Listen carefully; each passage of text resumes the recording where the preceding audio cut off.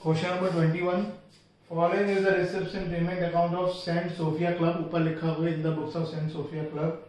आपको 31 मार्च 2020 की balance sheet reception payment account given है, एडजस्टमेंट गिवन है, हमें इनकम एंड एक्सपेंडिचर अकाउंट और बैलेंस शीट बनानी है। तो इसमें भी हमें दो चीजें बनानी है for the year ending 31 March 2020।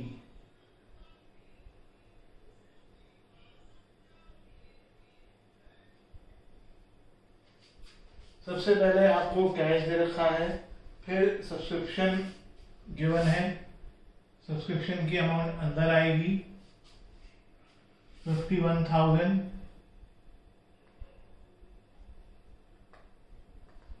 और फिर क्वेश्चन में बताया हुआ है कि 2000 इसमें 2018-19 के हैं, यानी पिछले साल के। तो आउटस्टैंडिंग बिगनिंग 2000, अभी और भी एडजस्टमेंट है 49,000 अमाउंट आ जाएगी। क्या एडजस्टमेंट है? सेकंड लाइन पढ़ो एडजस्टमेंट में, सब्सक्रिप्शन ड्यू ऑन 31 मार्च 2019, यानी पिछले साल के आखिर में। आउटस्टैंडिंग बिगनिंग वो तो हम ऑलरेडी माइनस कर चुके हैं, इसकी अभी आगे जरूरत पड़ेगी। फिलहाल इसमें से 3000 माइनस नहीं होगा क्योंकि 3000 आउटस्टैंडिंग जरूर था, लेकिन मिला सिर्फ 2000 है, तो इसके अंदर सिर्फ 2000 ही होगा। फिर subscription unpaid on 31 March 2020, year के एंड में 6000 आउटस्टैंडिंग है। पिछले साल के आखिर में 3000 आउटस्टैंडिंग था, इस साल के आखिर में 6000 आउटस्टैंडिंग है। पिछले साल का सब्सक्रिप्शन हमें 2000 मिल गया, इसका मतलब पिछले साल का अभी 1000 मिलना बाकी है, जो कि इसके अंदर होगा। तो इसमें से 1000 पिछले साल का है, तो करंट ईयर का कितना होगा? करंट ईयर का 5000 होगा, वो ऐड हो जाएगा। जब भी आपको आउटस्टैंडिंग बिगनिंग के बारे में दो जानकारी हो और दोनों की अलग अलग अमाउंट हो, तो आउटस्टैंडिंग ईयर के एंड का जो दे रखा होगा, अगर फॉर द ईयर दे रखा है तो कोई दिक्कत नहीं, एज ऑन 31 मार्च से 31 दिसंबर करके दे रखा है, तो उसमें पिछले साल का भी आउटस्टैंडिंग इंक्लूडेड होगा अगर कुछ बचा होगा तो। अगर ये दोनों ही 3000 होते तो कोई प्रॉब्लम की बात नहीं थी। ये 54,000 आ गया और कोई एडजस्टमेंट नहीं है, इसलिए इसे बाहर कर दिया। उसके बाद इंटरेस्ट हमें रिसीव हुआ है, और पेमेंट में देखेंगे तो इन्वेस्टमेंट दे रखी है, तो मान के चलेंगे ये इंटरेस्ट इन्वेस्टमेंट पर ही मिला है। वैसे तो क्लियर होना चाहिए, लेकिन मान लेते हैं क्योंकि और तो कहीं इंटरेस्ट दिख नहीं रहा है, तो बाय इंटरेस्ट या दोनों को अलग अलग ट्रीट कर लेते हैं, क्योंकि एग्जाम में ऐसी गलती नहीं होगी। एग्जाम में हमेशा क्लियर आएगा, जब कुछ नहीं बताया तो ये कोई और इंटरेस्ट मान के चलते हैं। डोनेशन फॉर बिल्डिंग, ये डोनेशन पर्टिकुलर पर्पस के लिए है, इसलिए यहाँ नहीं आएगी। फिर डोनेशन दे रखा है, ये इनकम में आती है, लेकिन अगर आप एडजस्टमेंट पढ़ें तो लास्ट में लिखा है कि 50% entrance fees and donation to be capitalize. आधी यानी 50% कैपिटलाइज करनी है, जितनी कैपिटलाइज करनी है उतनी इनकम में नहीं आएगी, बाकी बची आएगी। तो बाय डोनेशन आधी नहीं आएगी, तो बाकी बची हाफ आएगी। ये ध्यान रखना है, जो कैपिटलाइज करनी है वो नहीं आएगी, क्योंकि जब तक 50% है तब तक तो कोई दिक्कत नहीं। 60, 70, 30, 20 होगा तो परेशानी होगी। तो फिलहाल आधी डोनेशन आनी है यहाँ पे, और जो कैपिटलाइज कर दी गई है वो बैलेंस शीट में जाएगी। लाइफ मेंबरशिप फीस यहाँ नहीं आती है। मैच फंड नहीं आएगा, लेकिन अगर मैच एक्सपेंसेस इससे ज्यादा हैं, जो कि नहीं है, तो इसलिए मैच फंड यहाँ नहीं आएगा। अगर ज्यादा होते तो फिर लॉस यहाँ पर आता। प्रोसीड्स फ्रॉम चैरिटी शो आएगा,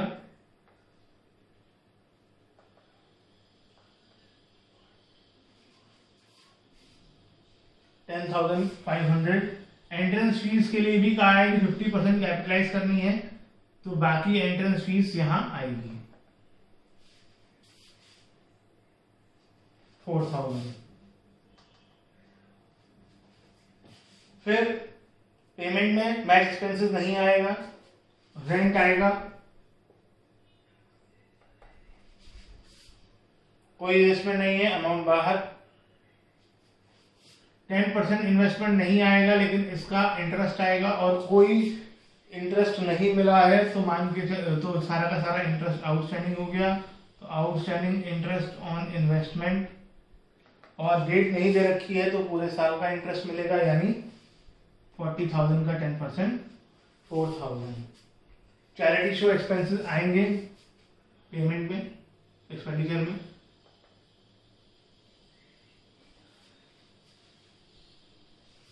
$9,600।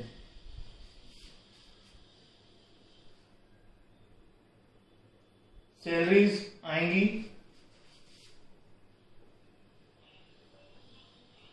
50,400। ऑनरेरियम भी आएगा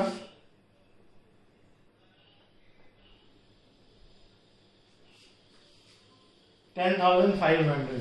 स्पोर्ट्स इक्विपमेंट नहीं आएंगे क्योंकि हमारे एसेट्स हैं, लेकिन आपको स्पोर्ट्स इक्विपमेंट बता रखे हैं कि ईयर के बिगिनिंग में 20,000 थे और ये हमने खरीदे हैं, और लास्ट में अगर आप ध्यान देखो ईयर के एंड के स्पोर्ट्स इक्विपमेंट भी दे रखे हैं। तो स्पोर्ट्स इक्विपमेंट पे लगता है डेप्ट, तो डेप्ट ऑन स्पोर्ट्स इक्विपमेंट लगेगा, वो भी उसी फॉर्मूले से लगेगा जैसे कंज्यूम निकलता है। पहले हम परचेज लिख देंगे, परचेज जो पेमेंट में हुआ, स्पोर्ट्स इक्विपमेंट 30,000, इसमें ओपनिंग वैल्यू ऐड कर देंगे। ओपनिंग स्टॉक नहीं कहलाएगी, ओपनिंग वैल्यू कहलाएगी। स्पोर्ट्स इक्विपमेंट का स्टॉक नहीं होगा, स्पोर्ट्स मटेरियल का स्टॉक होता है। तो ओपनिंग वैल्यू जो है वो 20,000 है।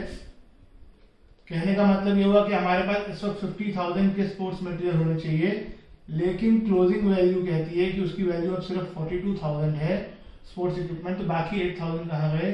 क्योंकि सेल किए होते तो पैसे आए होते, तो बाकी डेप लग गया। 8,000 का डेप ऑन स्पोर्ट्स इक्विपमेंट हो गया। प्रिंटिंग एंड स्टेशनरी, इसके बारे में कुछ नहीं कहा है, तो ये हमारा एक्सपेंस हुआ। हम मान लेंगे जितना खरीदा पूरा इस्तेमाल हो गया। Printing and stationery. फर्नीचर हमारा एसेट हुआ, बैलेंस का डाउन यहाँ नहीं आता। उसके बाद एडजस्टमेंट पढ़ लेते हैं। लैंड एंड बिल्डिंग एसेट है, स्पोर्ट्स इक्विपमेंट हो गया। उसके बाद और कोई चीज नहीं बचती है। फिर आप इसमें सरप्लस आ रहा है या डेफिसिट आ रहा है वो कैलकुलेट कर लोगे। इसमें जो है डेफिसिट आएगा, ये कैलकुलेट कर लोगे आप अपने आप बाय डेफिसिट करके।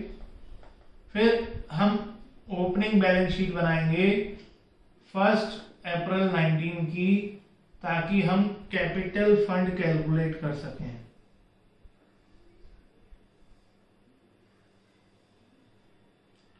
डेट बहुत इंपॉर्टेंट है। आप यहां तो ठीक 1 साल पहले की डेट डालेंगे, या आप जिस तारीख को ये ईयर स्टार्ट हो रहा है उस वो डेट डाल देंगे। दोनों आपकी चॉइस है, बुक वालों के पास भी चॉइस है।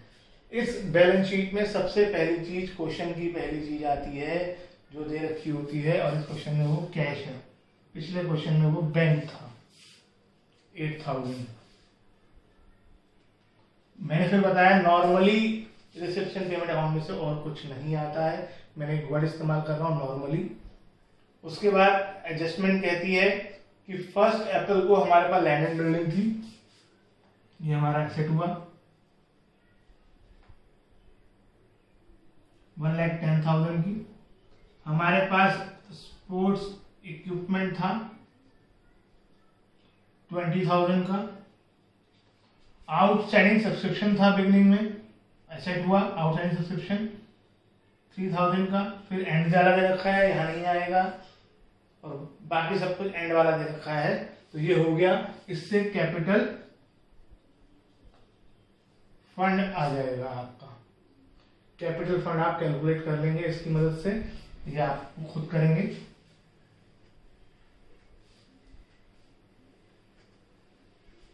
उसके बाद क्लोजिंग बैलेंस शीट बनेगी जिसके मेन मार्क्स हैं, जिसकी डेट यही रहेगी जिस डेट को हमने इनकम एंड एक्सपेंडिचर बनाया है।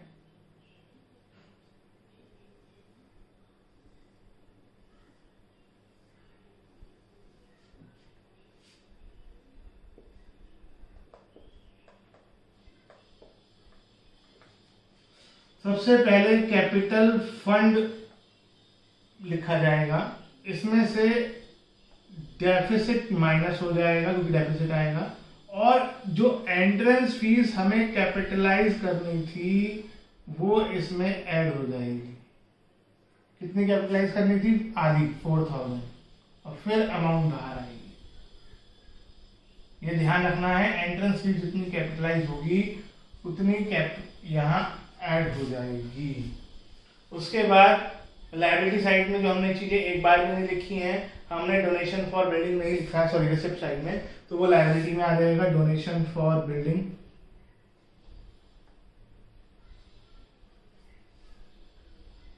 1 लाख।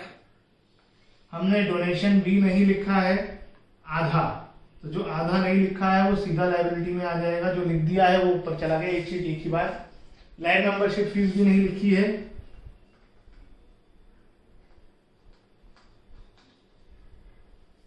ये भी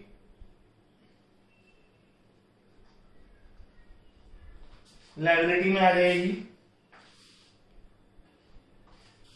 उसके बाद मैच फंड नहीं लिखा है हमने,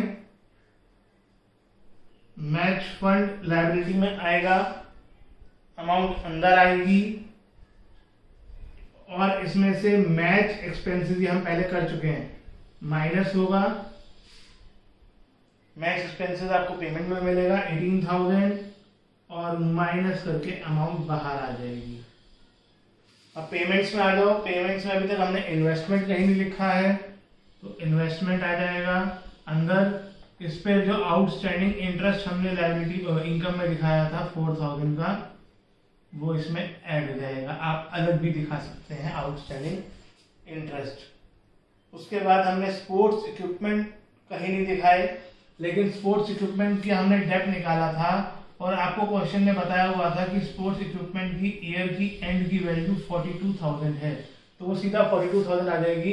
कई बच्चे कहते हैं डेप्थ माइनस नहीं करेंगे, ये डेप्थ माइनस करने के बाद वाली वैल्यू है।